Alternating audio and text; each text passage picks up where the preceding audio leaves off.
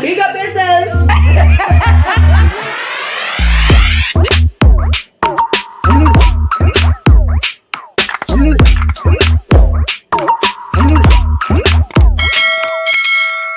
Hi guys, welcome back to my channel. Thank you so much for tuning in.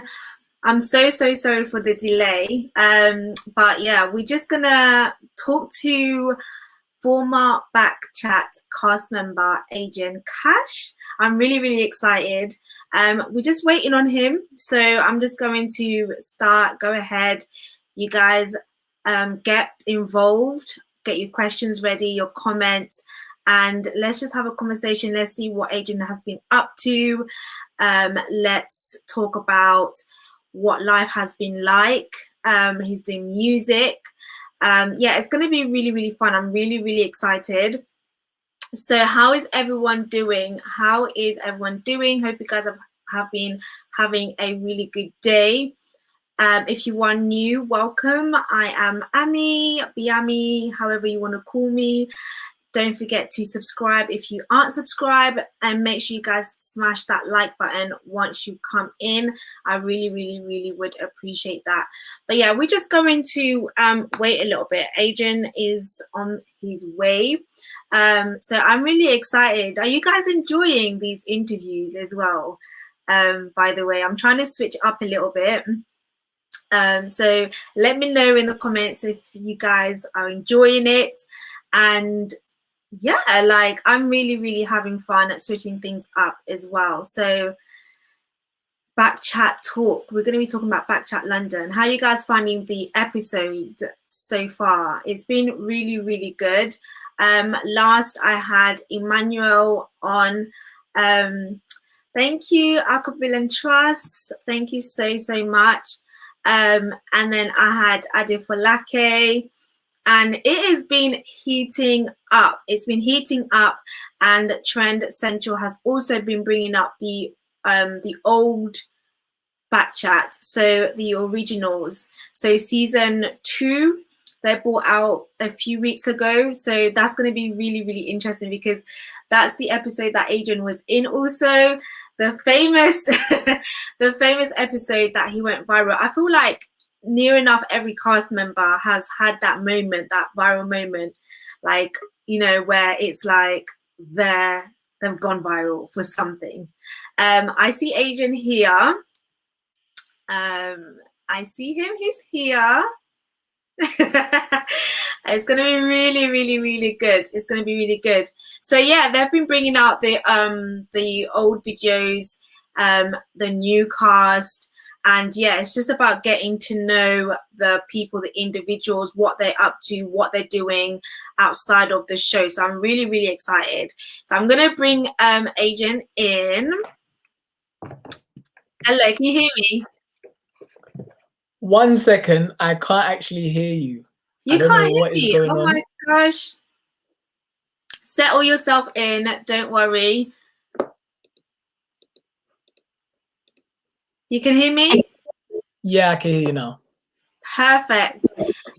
So how are you? Welcome. Thank you so much. Thank you so much for having me. I'm good. How are you? I'm good. I'm excited. Thank you for blessing my channel with your presence and accepting my request.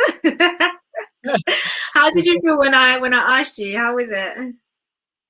You know what? You were very appreciative of my art, and for me that was a good thing. So when you told me that you cared about, you know, my latest release, and that, you know, you saw me doing good things, I couldn't not say yes, you know. Yeah, which we are going to talk about, and I'm really excited for you to share that as well with my audience. Okay, so before we get into it all, I like to do like a little introduction, a little icebreaker, a little game. So we're going to do 2 truths, 1 lie. So it is 2 truths, 1 lie, yeah. So I'm going to attempt to guess the lie. So are you ready? So I have to do the truths. Yeah, so you have to give us 2 truths and 1 lie, and we're gonna try and guess what the lie is. Okay. Um,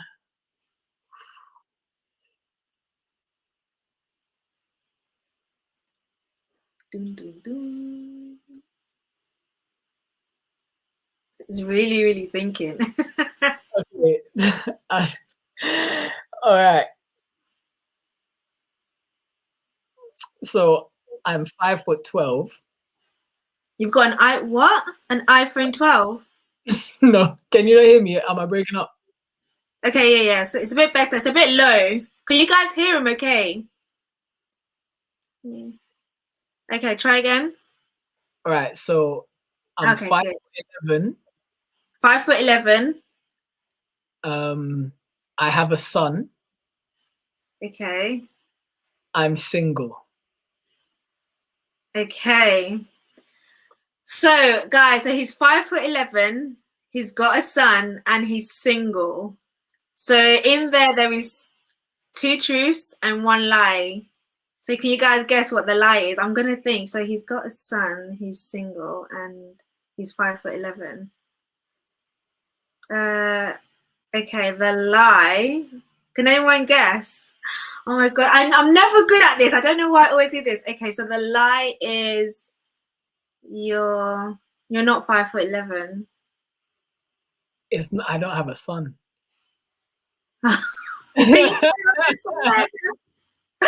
Okay, I lost again because you won. I do this. Here you go.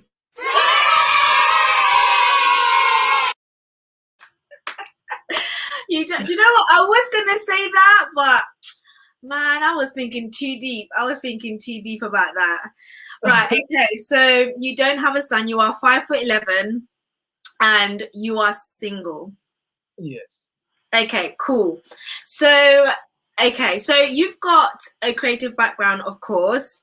And I've got a little bit of a creative background myself.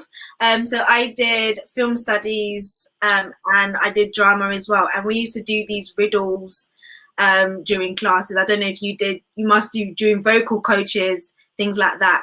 So we're going to do a red lorry, yellow lorry. Do you know that one? Mm-hmm. Right. So you're gonna attempt to do red lorry, yellow lorry. Right. When you're ready, Yeah. let's see how good you're gonna be at this. So this So is just to test your humanity here, just to test how human you are before we get right into it. So yeah, when you're ready, go for it. Red lorry, yellow lorry, red lorry, yellow lorry, red lorry, yellow lorry, red lorry, yellow lorry, red lorry. Oh, you're actually quite good. You're actually quite good. Definitely better than me. Yeah, them tongue twisters, exactly. I was trying to do it and I was like, nah, it's not it.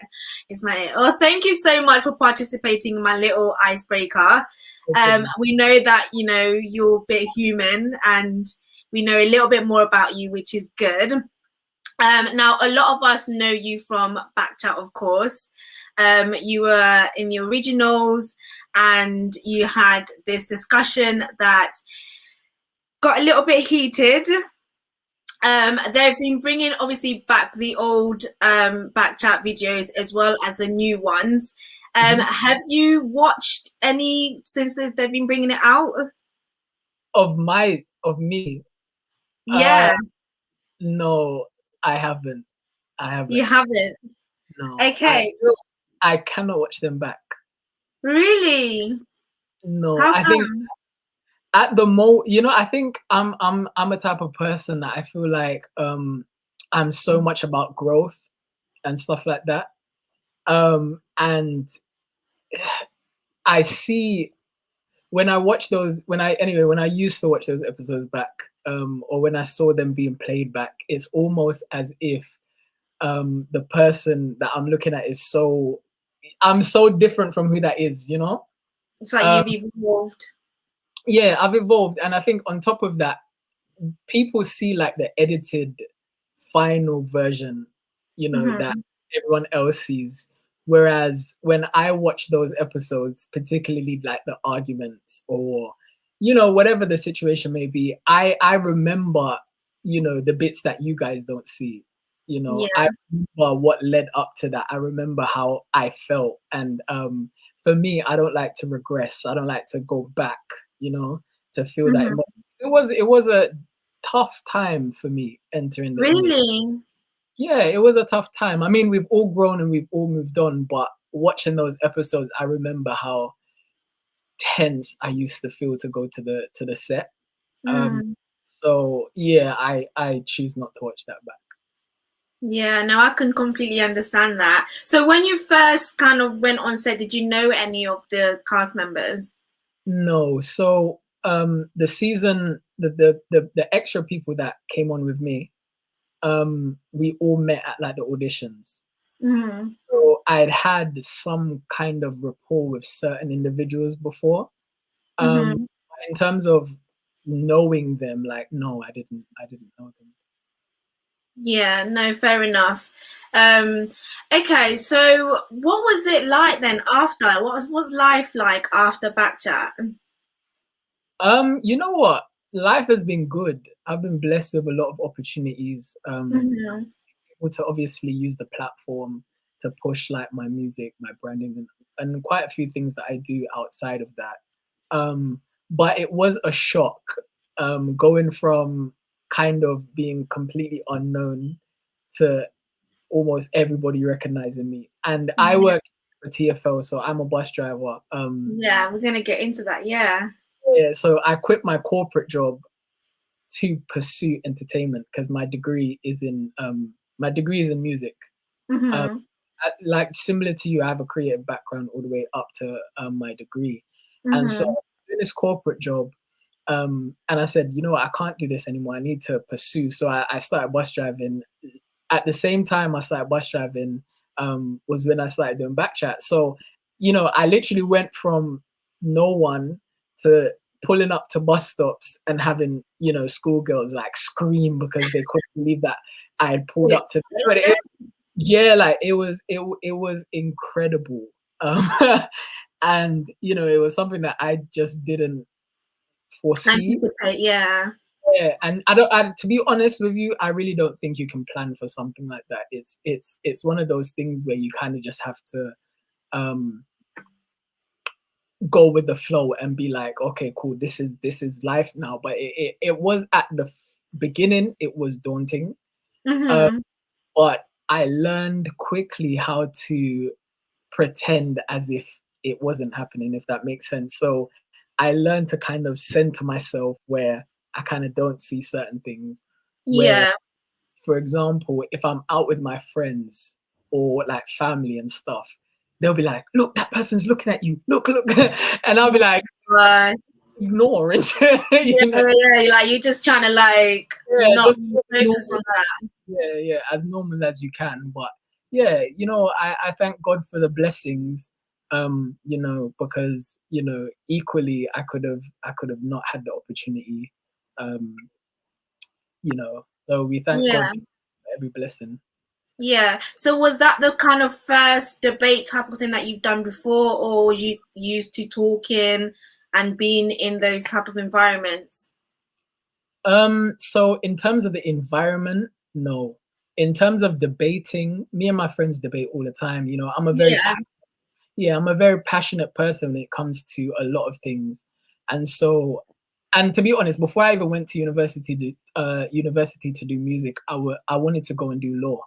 So okay, debate, kind of things like that, was always something that I really was passionate about. Um, yeah, environment, however, was just very different. yeah. Cameras, complete strangers, having to deal with everybody's, personalities, everybody's egos, my own. Hmm. Um, it was a brand new environment. It was a brand new environment. Yeah. It must have been overwhelming, like I can imagine that as well.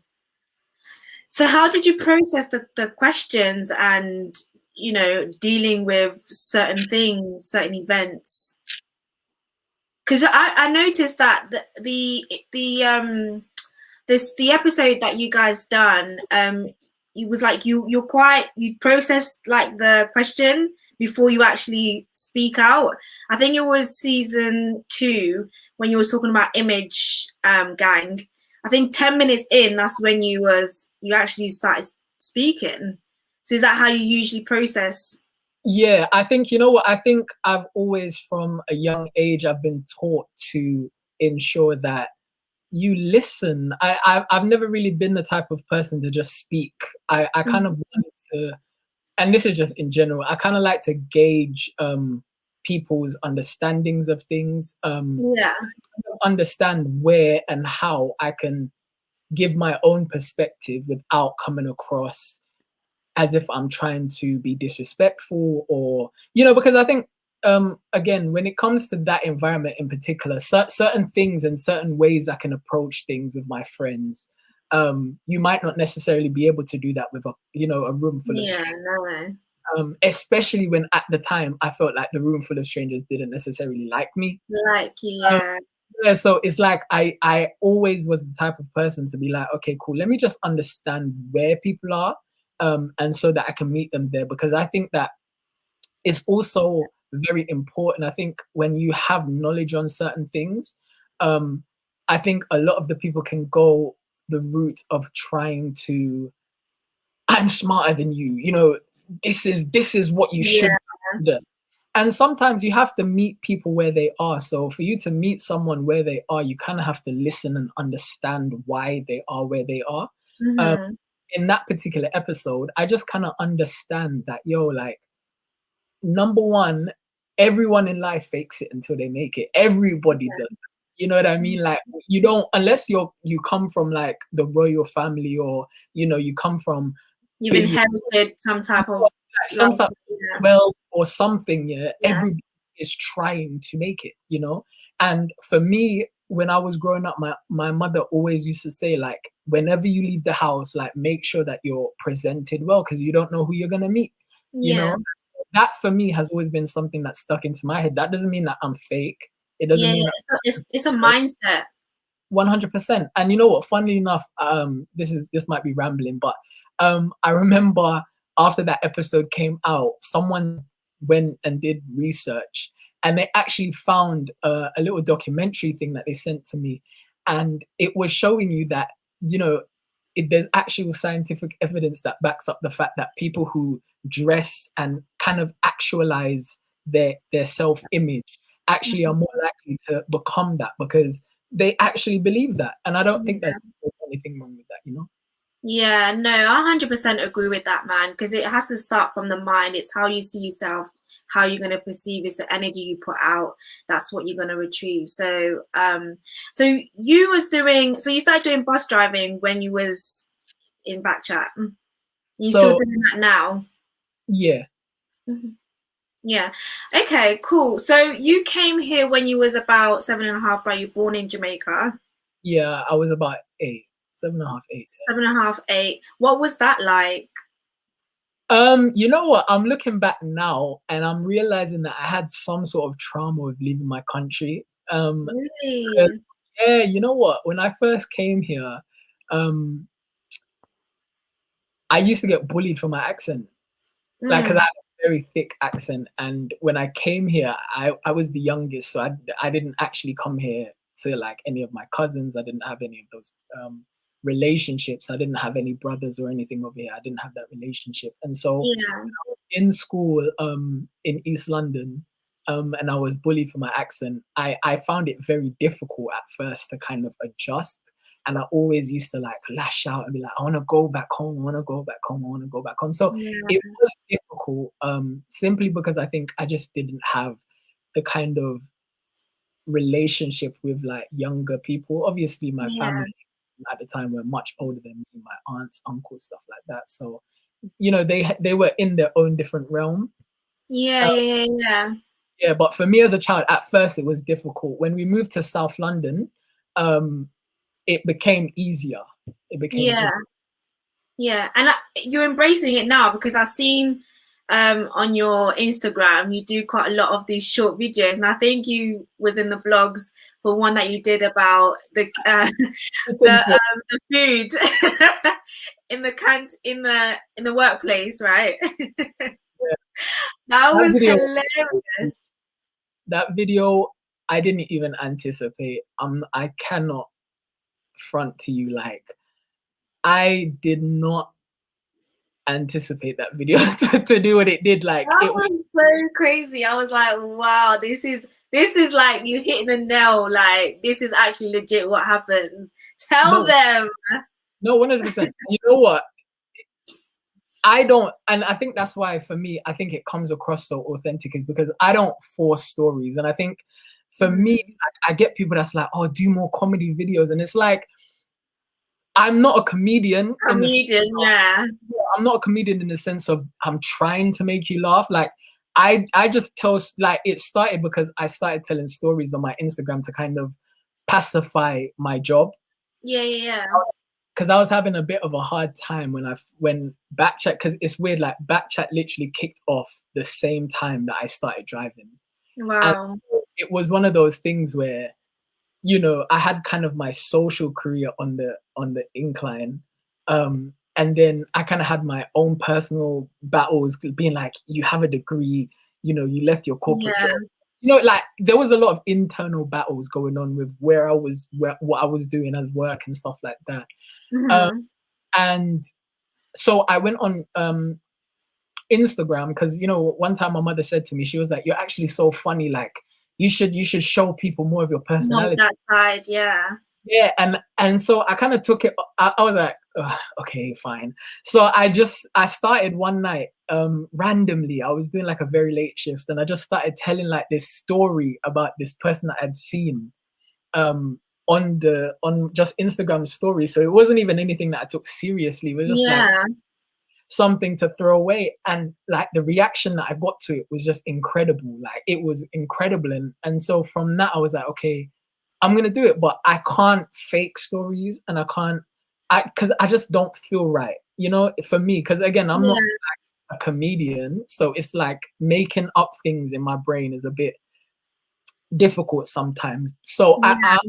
only ever tell stories about what actually happens, and you know, by God's grace, people are entertained by it, and I'm thankful for that. You know. No, people are definitely enjoying it, man. Sometimes, like, I'll literally just be like browsing on there, watching the videos, because you don't come across that you're trying to be funny, but it's just like I think it's because these are the things that happen, and it's the way that you point it out. It's like, yeah, that actually happens. Like, that's actually true. And it's Um, relatable.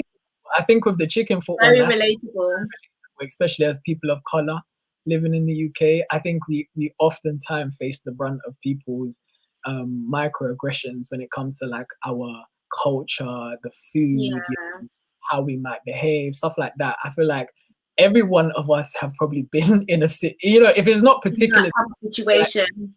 yeah, it's, you know, we all understand the nature of those microaggressions, and I think that's why it spread. And I, So much, yeah, being too loud, like something like they've got something to talk about now. But that's amazing. So how do you balance then the social life and then the work? you know what? So for me, bus driving, I'm the type of person that I need structure. Yeah, Or for me, working is structure. I've never believed in being the kind of, how do you say, struggling artist. If yeah, like I need to work, and you know, I need to get more. I need to get structure. Like I need to wake up in the morning, feel as though I've accomplished stuff. And so for me, it's become kind of natural, you know, because for, yeah, but again, I think it's just about the timing. Um, because when I left my job, it was to focus more on the entertainment, the music, because I was yeah, in central London at the time, and it was like 2 hours to get up there, 2 hours home. I was doing long shifts, stuff like that, and yeah. so really outside of that, apart from the weekend, you wouldn't really have um, any time to really sing or to Please, go to yeah, shop like that. And so I made a conscious decision. I looked at the jobs and I was like, what job can I get that more or less matches what I was making in the corporate world? Um, okay. allows me the freedom to Flexibility, yeah, yeah, be able to move around. And luckily for me, where I work, we have the kind of people that set your jobs. They're called allocations. yeah, Um, and they like basically, it's a funny story. One of their children watched the show. Okay. Yeah, and so it was his birthday. So I remember one day I came in, finished my shift, and the lady was like, um, why didn't you tell me he was famous? And I was like, what? I was like, what are you talking about? She's like, well, my son said he wanted a celebrity to come to his birthday party. And I was like, where am I going to get a celebrity? And I was like, okay. And then she was like, and then he sends me your picture and says he works at your garage. And so she was like, she basically asked me to come to the party as like a guest. Um, Yeah. and so because of that, and they now know that obviously I have like, you know, a whole kind of entertainment career, music career, stuff like that. Because of that, now like when I go into work and I'm like, yo, I've got a show, you know, they help me.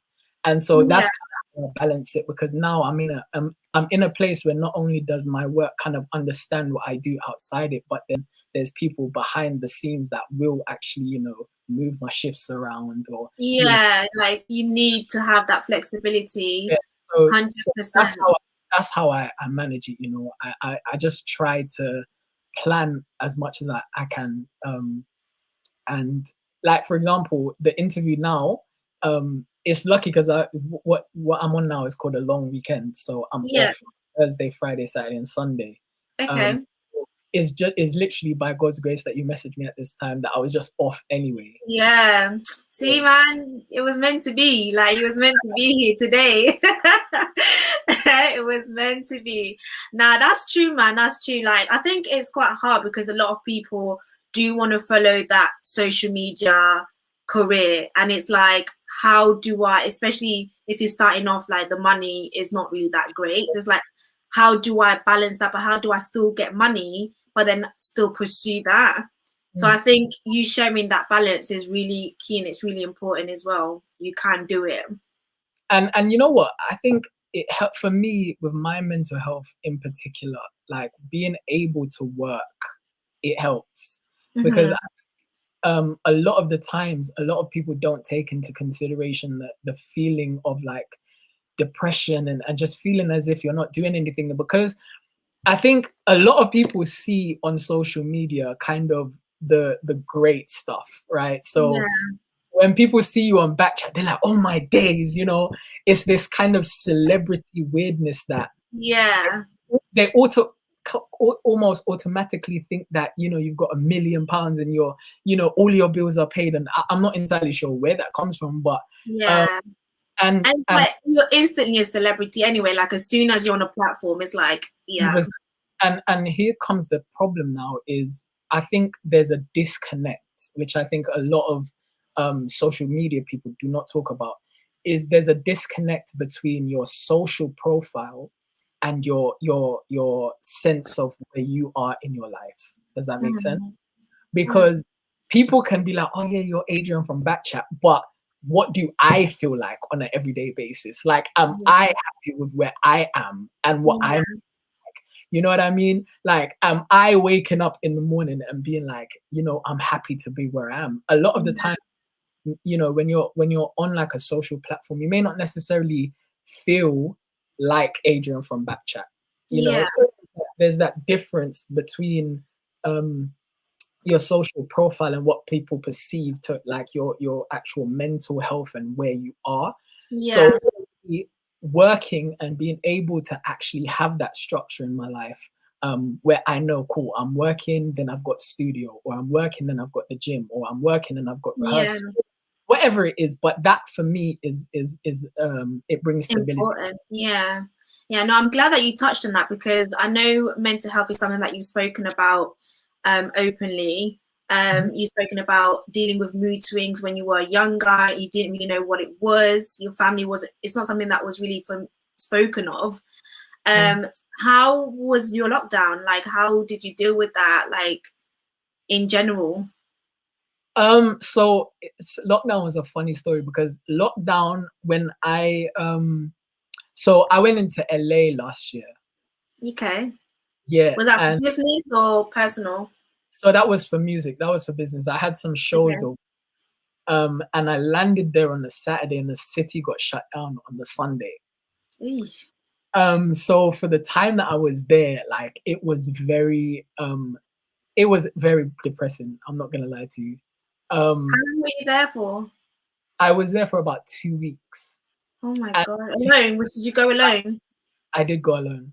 Oh wow. My flight got cancelled back, so it was very it was very depressing. But once I got back and I was with family, it was good for me. I got to spend a lot of time with my mum, my aunt, my little nephew. Um, I got to see my family, and because I was still working at the time, Hmm. I had the first month. So when I got back, I think I had the first month off.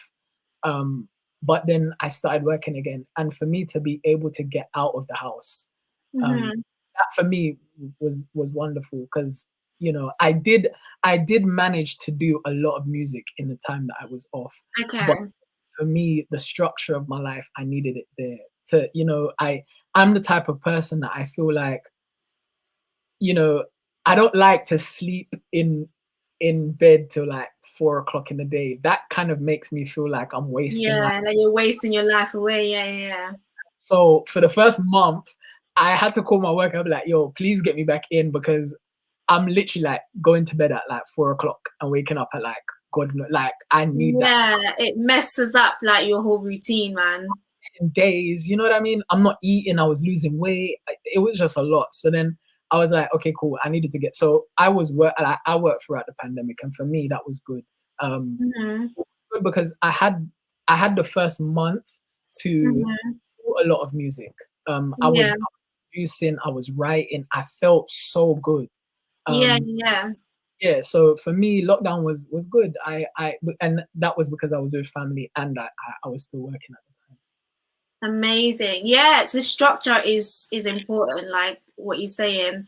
I think we've just been going through Mental Health Awareness Week, and we're just coming out of lockdown, and I think still people are struggling. I think structure is so key. I'm the same. Like if I can't sleep till like afternoon. I feel ill. Like it doesn't. It makes me feel sick. Like, and yeah, man, like to not be able to do anything, like to lose motivation, to it's almost like it messes up your whole routine, your whole structure. So yeah, thank you so much for sharing that as well. Um, so let's talk about music, because you've got some really, really exciting things. I listened to your recent track. So you started doing music when you was what, about 10? You started writing music? Oh, Yeah. So you know what? So I come from like a music line of people. okay. To be honest, my mother's been singing Whitney Houston to me since I was in the stomach. Wow. I learned my name singing, so I've been singing for a long time. But the first song I ever wrote was about 11. Yeah, I Okay. yeah, it was crazy. So what? How did that happen? Like, what was the inspiration behind it? You know what? I was obsessed with Michael Jackson. I Who was wasn't? Who and I was wasn't? obsessed with like Britney Spears. Like I specifically remember before I came to the UK, um, I would like be up. So my aunt, because I stayed with my dad's sister when my mother came here, um, Yeah. and so they would go to bed, and we had a TV in my room, and I would watch the Mickey Mouse Club. Like I would watch their concerts on the TV, and I remember turning down the TV so low that nobody but me could hear it, and I would Oh sit in front of it, and I would watch Britney Spears, and I would watch NSYNC, and I would watch the Backstreet Boys, and all of these people wow. perform. I used to just look up and be like, yo, like I want to do that. When I was 12, 11, 12, I remember I went to the choir in secondary school. Because I'd been singing for a while anyway, so I'd always been in the choir from primary school. Um, Yeah. when I got into secondary school, then they started asking me to do like solos and stuff. Yeah. Um, so that like I was hanging around with a group of guys that were really like musically inclined, and they were like, oh yeah, good. That's when I was like songwriting. I was like, oh, songwriting. So then there was this show, uh All Grown Up, which was the Rugrats. Okay. And basically the first song I ever wrote was essentially finishing the theme tune to Rugrats. So I would basically just write the first verse and the chorus that they had in the intro, and then I wrote a second verse, pre-chorus, and then middle eight section, and I finished off the song. And then Mhm. from that, I just kind of started to write and write. And I remember my stepfather, he used to sit with me in the room, and he used to be like, "You see that word there? Try changing it to this word because it flows." Because he was a very educated man, and he used to be Yeah. like, "This works. Like, listen to the way that the beat like moves." And so Mhm. then I kind of just started to analyze song lyrics, analyze how people write, listen to how they use words to kind of Words. display, Yeah. to say what it is that they want to say. And so that's kind of how I started to kind of craft my own kind of way in terms of songwriting. Mhm. And So then I you learned, write all your songs. yeah, all of them. Okay, okay. So, like, you come across to me as someone who is quite passionate. You wear your emotions on your sleeve, very holistic. Are you quite like a spiritual person, or would you say? I think as a West Indian person, you don't have a choice. I think the way that I was raised is to always kind of understand that there is another realm to everything. Mhm. And so for me, I'm a very energy person. Like I vibe with energy a lot. Mhm. And I'm also an empath, and I think that's why, again, looking back at like the Backchat clips for me is sometimes very difficult because that energy still radiates through the screen, and I'm Really? to like pick it up and stuff. Yeah, so yeah, very spiritual. So does that translate then in your music? Because it's like when I listen to your music, like I hear a sound, like the lyrics are there, and I'm the kind of person like I love songs that I can catch on, like it's just simple. I can cut like it's catchy, like because I want to sing along. But also in your music, it's like I hear a sound as well, and it's does that translate through your music? Yeah, you know what? I think there's definitely a more intimate relationship between an artist who writes their own music, Hmm. involved in the production, the creation of that music, rather than having somebody give you something that is kind of their own. Yeah, Um, and one time my friend says I have a unique ability to translate my soul. The truth yeah, is, 100%. yeah, the truth is only me. I mean, look, I'm open to people writing songs for me, but if it doesn't Mhm. sit well with my spirit, I can't do it. That's how it's worked for me. Yeah, Um, and I like for me, I generally do write from the emotions that I'm feeling. I'm not the type of person to create fallacy, which is why you don't hear me talking about drinking in a club or doing crazy shit because that's not what I'm doing. Like you hear me talk about my desires, you hear me talk about love, heartbreak, even mhm. depression.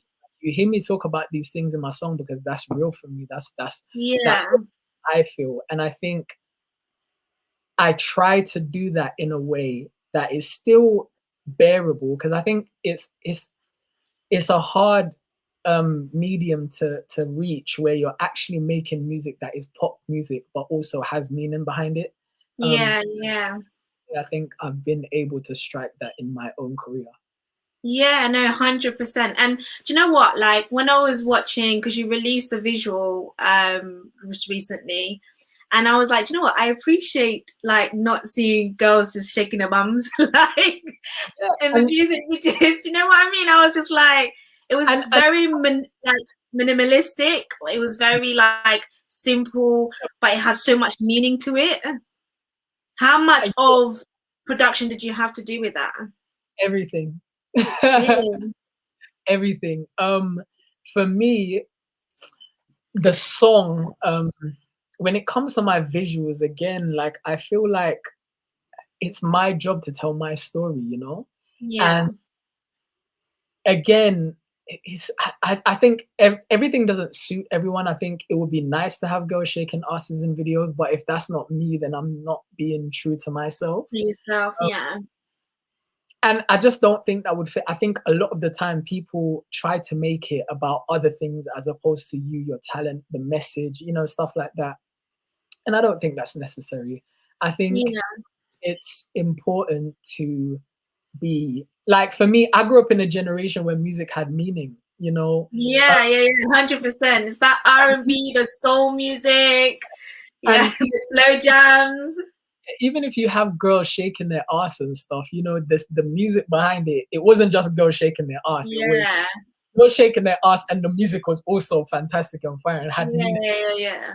Uh, The vibe is different, man. yeah, the vibe is very different. So for me, again, like, I can only tell my story, and I want to be able to look back at my career, at my music, and be proud of everything that I've put out. Um, Hmm. and much more to show growth, you know. Yeah, In it for people to be like, oh yeah, look at that big batty girl. Da, da, da, da. No, I'm not personally doing it for that. If the video calls for that, then I'll do it. and yeah, yeah, yeah. I don't feel the uh the need to kind of just do that. Um to just do that. Yeah, no, I love that. I love that about you because it's like authenticity is really key to you and really important. And not kind of fitting in, not being a part of the sheep or whatever. It's like you want to be your own individual person, and that even shows in your fashion. Where do you get your fashion sense from? No. You know what? I think for me, like, I'm so blessed to have the family that I have. Um, Yeah. because I always was told by my family growing up, like, yo, be yourself, you know. Um, like, my mother, my family, they I don't think I've ever heard them say, oh, why are you wearing that? Like, they've always been like, oh yeah, that color's nice, like, try this, you know. And they suggest things. My family has always been very open-minded and very eclectic in terms of their fashion, their taste, their ideologies, their music. And so for me, I've always kind of been around people that's been like very open-minded, very fashion forward, and us. And so for me, I just think that I've just kind of Pick that pulled, up. yeah, and then just kind of taken what works for me, Yeah. and kind of made it that. So where do you get your clothes from? Like, You know what? I get my clothes from everywhere. Right now, I'm very obsessed with ASOS. Like, I get a lot of stuff from yeah, ASOS. I get a lot of stuff from Zara. yeah, And there's yeah. a I lot see that vibe on you actually. Yeah.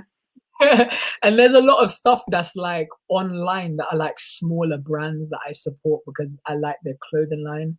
Mhm. Shout out to my cousin Ricky. I don't know if I'm allowed to do that, but my Yeah, cousin yeah, Ricky, go for it. Plug them in.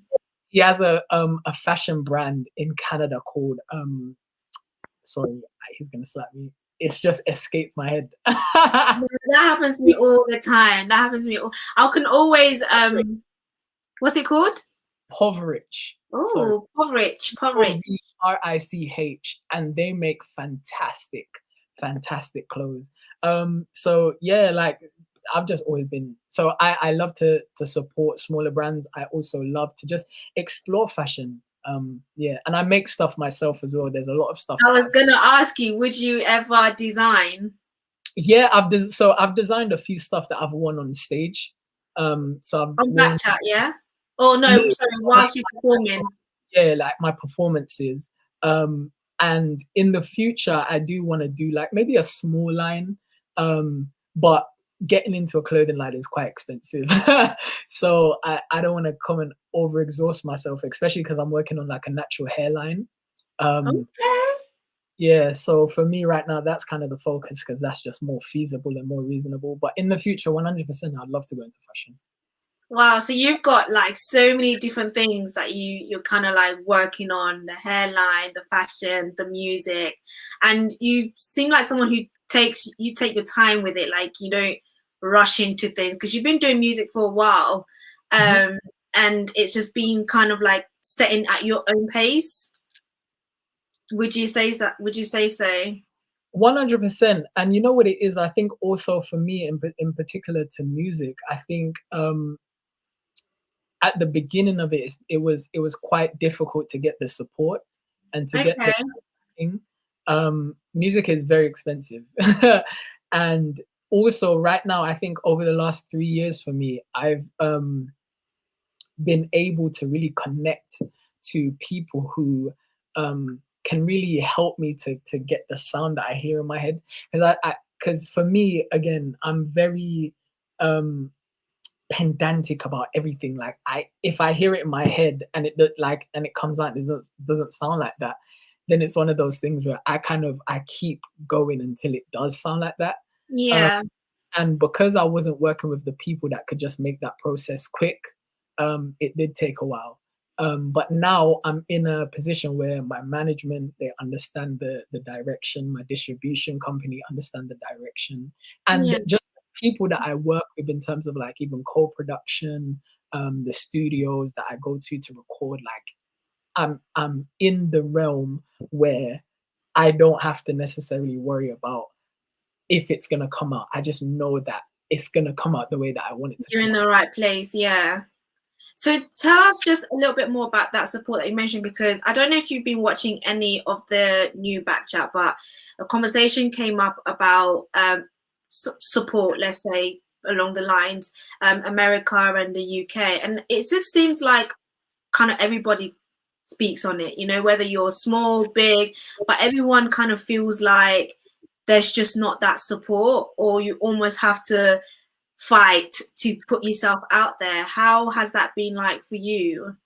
I've said it so many times and I'll say it again. I feel like the UK, for me in particular as a black man, I think there is an ideal or an ideology about what a black man should be in the UK, and I don't fit that narrative. You know what I mean? Like, Yeah, and so even like the music that I make, my look, the fashion, all of these things might be great to people outside of the UK. And people in the UK might like it, but they don't like it loudly. You know what I mean? Like people in the UK are very like no, they'll come over to me like, "Yo, Asian, like man loves you. Da, da, da, your music is lit." But really? but you're not saying that publicly. You're not saying that very loudly, and Yeah, that issue. A lot of my fan base, a lot of the people who stream my music, like when I look at the metrics, those metrics come from outside of the UK, and I think partially that is because, especially around the Illusions EP, um, I realized that I realized that for me, my market isn't necessarily the UK because I just don't think the UK is very open minded, um, yeah, I hear that. especially Black UK. For me, people always say to me like, "Oh, if white people discover your music, then you'll make it." But I'm like, "But you're black and you know my music, so why are you not supporting?" You know what I mean?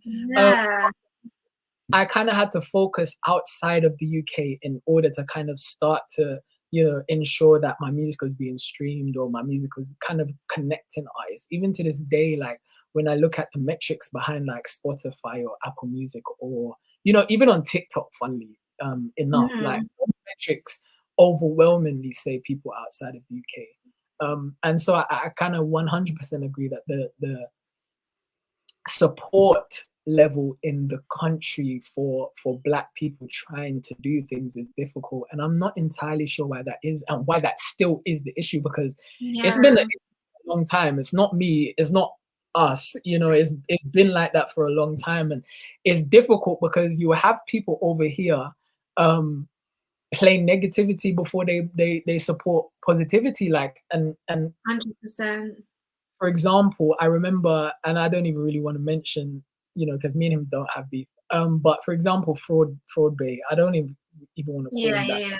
A situation, for example, where a popular DJ in the UK, I've been trying to get to play my music for donkey's years, like, and this is somebody that follows me. This is somebody that is aware, of my talent and engages with me on social media, Yeah, but doesn't engage with me on their platform. Had this man come into BBC One Extra to have an interview over that situation, do you get what I'm saying? And I'm looking there thinking, you actually have artists who are hardworking, really diligent artists that's out here really trying to make names and eat. grinding, yeah.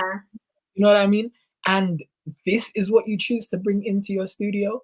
And I find it crazy that it is so easy for them to bring in like an artist like Lucky Day from America, who is incredible. Let's make that. Mhm. but you Yeah. equally have incredible people over here that, Yeah. you know what I mean? And so I feel like it's definitely difficult. It's facts, man. It's fact. It's crazy, but you know what? You just have to go where you are appreciated. Like, and I bingo. think that's why a lot of people, artists, feel like here is just not the place. Like, It's they've not. taken so long to get noticed. So many underground artists, and you're thinking, rah, like, when is it gonna happen? And it's sad, honestly. Like, it's crazy, but For example, I remember Gets just released an album, um, and people were like, "I'm so glad he's finally getting his flowers." I'm like, Gets has been in the industry since I was a kid. What the yeah, hell do you mean he's just getting his flowers? Do you know what I mean? And I think for me, I say this to my friends all the time. I'm like, yo, look, I'm not staying in the UK. Like, that's why I went to LA last year, because there was so many yeah, things, barring COVID, but there were so many opportunities over there. yeah, Um, and the funny thing is, when I was over there, like my streaming numbers like went up by like 500%. Like it was crazy. Like I remember looking at the metrics, and I was like, "What am I doing in the UK? Like, what am I that's doing here?" good, you know. Crazy, like, yo, I met people out there. I played them my music, and they were like, "No, bro, like this stuff is really good." Like how, and one of their favorite songs is a song called Illusions. So the title track of the EP, Mhm. they're in love with that song. Like that song, when I left LA, that song got played like 1,000 times in LA in that 2 week period I was there. Wow. And that for me was just like certification. Like I need to leave this Yeah, country. like yeah, that's a done deal. Like you don't even need to convince me anymore, man. Nah, for real. It's like we ain't trying to struggle like anymore when we don't need to. No way. I hear that. I hear that. Because your sound is quite is it's got quite a pop sound, R&B type of vibe. I was listening to Breathe, which to me was sounding like a bit poppy, like pop sound. So Listen. is that the type of vibe and sound that is just you, like R&B pop? So I would arguably say that I'm a pop artist Okay. that does R&B. Own it, yeah. And you know what it is for me? I just, you know what? I When I was growing up, um, I remember my mother always telling me that I could be anything that I wanted to be, and that I should Wow. never limit myself in terms of just my expression of self. You know what I mean? And so for me, Mhm. I just grew up thinking like, yo, like pop music is dope, R&B music is dope, rock music is dope, like all of these musics are dope, and Like I'm the like, music, yeah. yeah, I'm like, when I'm in a studio session, if it comes out R&B, then that's just what it is. If it comes out pop, that's just what it is. If it like no matter what it comes out, that's just what it is, because ultimately it will be me. You know what I mean? Like it's gonna be Yeah. me, because that's writing the track. I'm the one that's vocalizing it. Like I'm the one that understands the melodies and how they work. So I Mhm. don't feel like any black person should limit themselves. And I think it's important for us to understand that black people can operate in a pop sphere. I think oftentimes we look at black people specifically as only being able to do like one thing. I think you always hear people, oh yeah, you're an R&B artist. No, actually, I'm pop. Like Yeah, I'm yeah. pop. Like there's nothing Like wrong your with being versatile, yeah. yeah, and we can operate in that realm, but my main issue is when you're trying to connect that to like a black audience, sometimes it can be a bit difficult to do so. But again, like I'm a pop artist, that does Mhm. R&B. I'm not limited to anything. Amazing. Amazing. No, that's what it is though. It's like if you are a creative, it's like you shouldn't be limited to one specific genre. Like, you are a creative, like anything can literally come from you. Like that's the whole point of it. It's like you are the music. Like you are the embodiment of the music. That So you represent whatever. Which I think you do that really, really well. I think that's just the way forward. So you've got performance coming up, right? You've got yes. performance coming up. Tell us about that. So because of this wonderful new single, which is called "I Know It's Not Hard" and it's on all streaming Yes, I had it platforms. on repeat. Thank you. So BBC Radio London loved the song so much that they offered me a space on their festival stage, which is called BBC Airwaves London.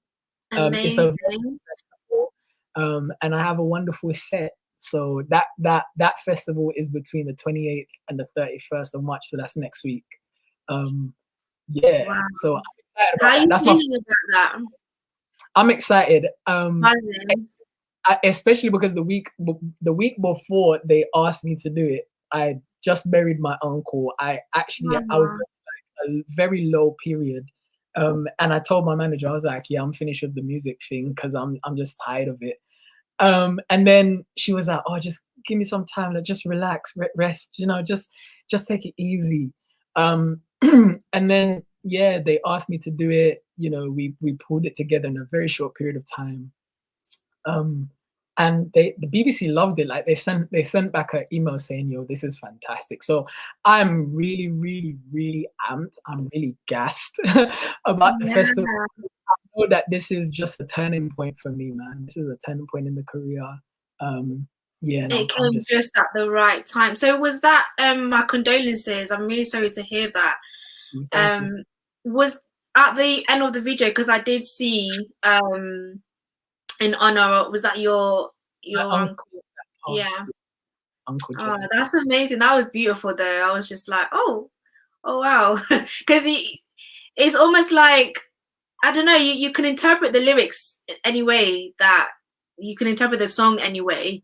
You can relate it to how you want to relate it to. So it was really like I was taken back by it. But yeah, I've had that song, I tell you, on repeat. So But yeah, grateful. Thank you so much.